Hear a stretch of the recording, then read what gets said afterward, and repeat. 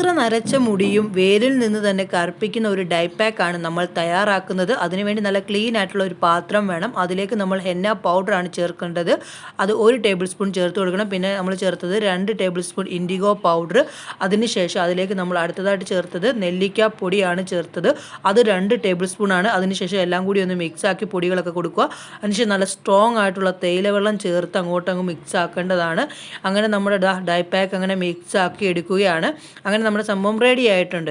ഇനി നമ്മൾ എന്ത് ചെയ്യണമെന്ന് വെച്ച് കഴിഞ്ഞാൽ ഇനി ഇത് മുടിയിൽ തേച്ച് പിടിപ്പിക്കേണ്ടതാണ്. അധികം അങ്ങ് ലൂസായി പോകാൻ പാടില്ല. അതാ ഈ കാണുന്ന ഒരു പരുവത്തിലായിട്ട് വേണം. നമുക്ക് മുടി കഴുകാനായിട്ട് തേയിലവെള്ളം ഉപയോഗിച്ച് മുടി കഴുകുന്നത് വളരെ നല്ലതാണ് കേട്ടോ. അങ്ങനെ നമ്മുടെ സംഭവം എല്ലാം റെഡി ആയിട്ടുണ്ട്. ഞാനിത് മുടിയിലേക്ക് തേച്ച് പിടിപ്പിക്കാനായിട്ട് വേണ്ടി പോവുകയാണ്.